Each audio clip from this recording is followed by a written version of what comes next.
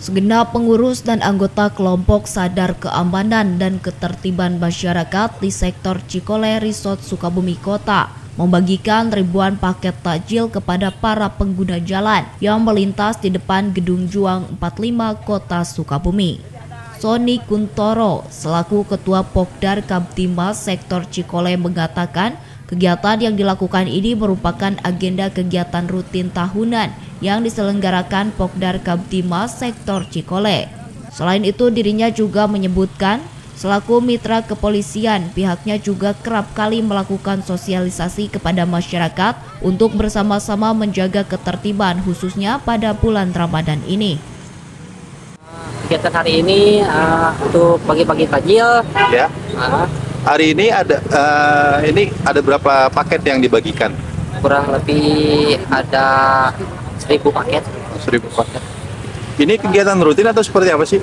Kegiatan rutin setiap tahun kita mengadakan seperti ini. Setelah bagi-bagi takjil pasti kita langsung buka bersama.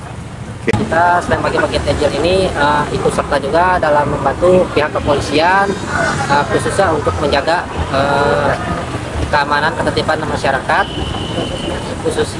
khususnya di bulan suci Ramadan ini di wilayah sektor Cikole.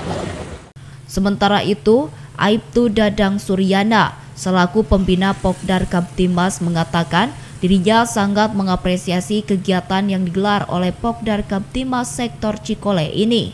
Karena menurutnya ini merupakan salah satu upaya untuk berbagi kepada sesama masyarakat khususnya di bulan suci Ramadan ini.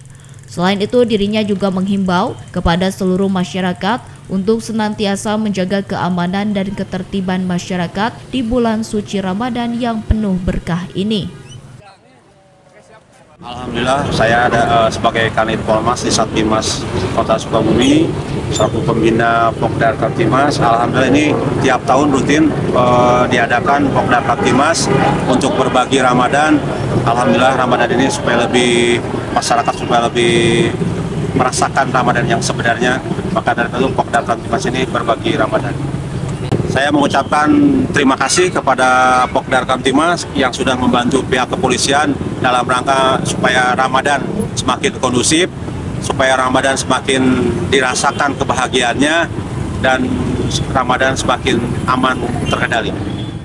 Dari Kota Sukabumi, Sofwan Julfikar dan tim liputan MGS TV melaporkan.